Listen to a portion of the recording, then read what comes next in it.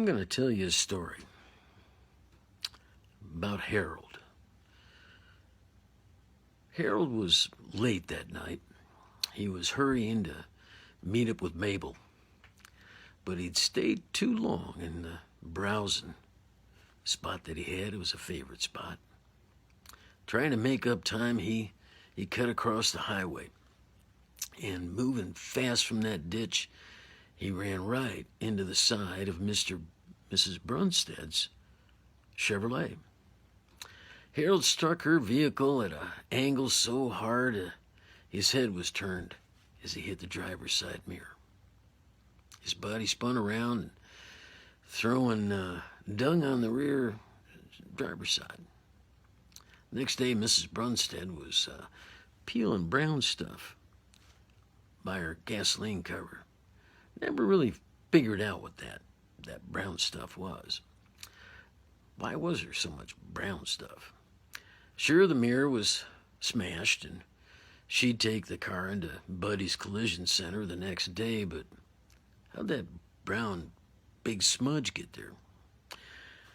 Harold somehow survived the meeting with Mrs. Brunsted's Chevrolet, and he woke up in the West Pound ditch about 3 a.m. His head hurt, neck, whole right side of his body was just racked with pain.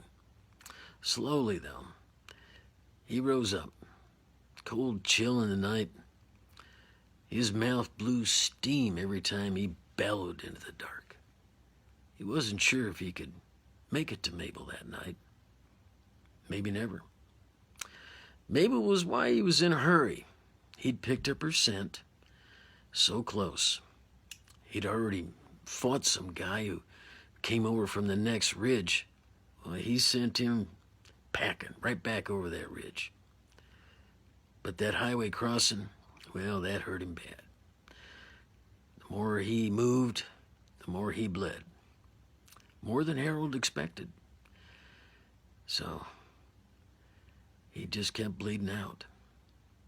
The next day, on a frozen afternoon, a hunter found him, tagged him.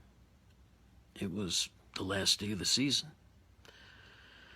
I've had folks ask me, I've told that story a few times, and they just kind of wonder, well, I wonder whatever happened to Harold. Who got him? And I always say, I don't know. It's a mystery. It was a mystery. There's something over here for a second.